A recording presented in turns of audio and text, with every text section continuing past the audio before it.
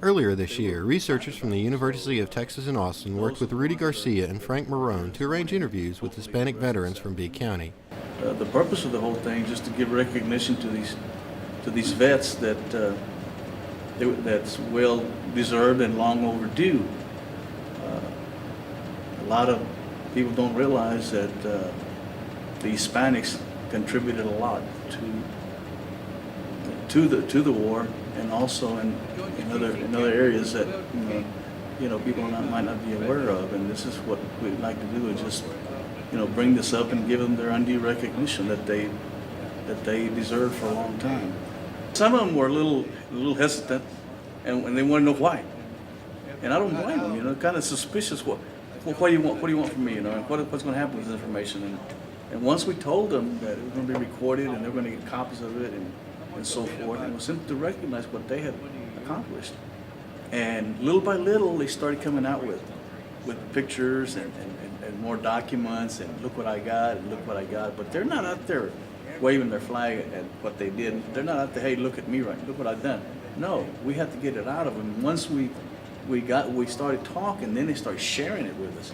But they're not the ones that we talked to. All of them are not the type to be parading downtown, hollering, look at me and look what I've done. From the ones the ones that I've talked to, every one of them have said that they did what they had to do for their country, and they came back and they were glad to make it back. And when they got back, it wasn't the same. They were not treated equally.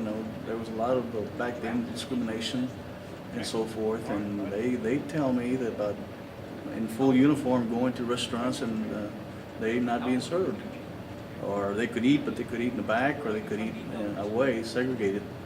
And then that was just the beginning, because then I know that a lot of them, if not most, didn't struggled to get jobs and get back into the mainstream of society, after they had served their country. So this is what we're excited about. It's what Frank had worked on it so hard, and Frank's dad is a vet. And so this falls right in line with what we're trying to do. And I think this is a lesson that people don't realize, especially our young kids today. They don't realize the suffering and the pain these guys went through, not only at war, but when they got back here trying to put a normal life back together again. Part of the historical society, we're willing to help them, because this is history. This is what we need to be talking about, and this is what our kids need to know before these guys are gone. In 2007, Ken Burns and PBS released The War, a documentary on those serving during World War II. However, the initial series did not include interviews with Hispanics. Right. It left out all the Latino veterans, and this was one of the reasons that the project, approached Congress and approached different members of government about that, and they even approached, I believe, Ken Burns about that, because we had been left out completely.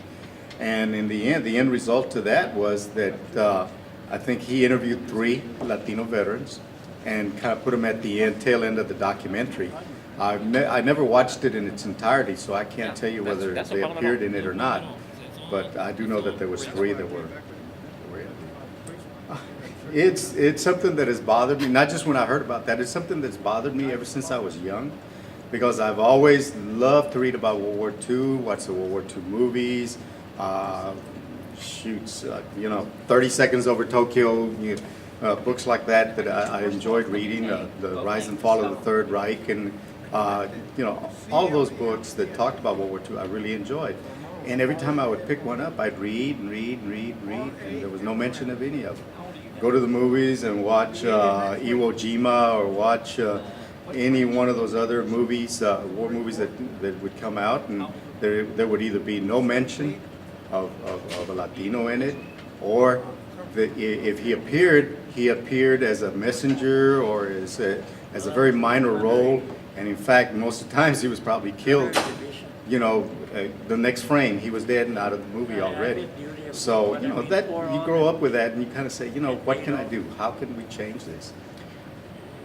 Growing up with a veteran, and I think most children of veterans will tell you, you don't ask, you wait.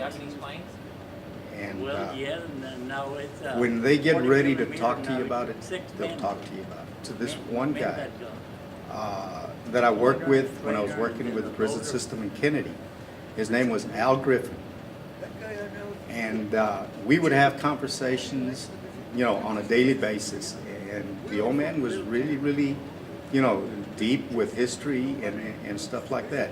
And one thing he told me kind of stuck with me, because I asked him a question along those lines. He says, Frank, always remember, the victor writes the history. And that kind of stuck to me. So, here's a chance to change that a little bit.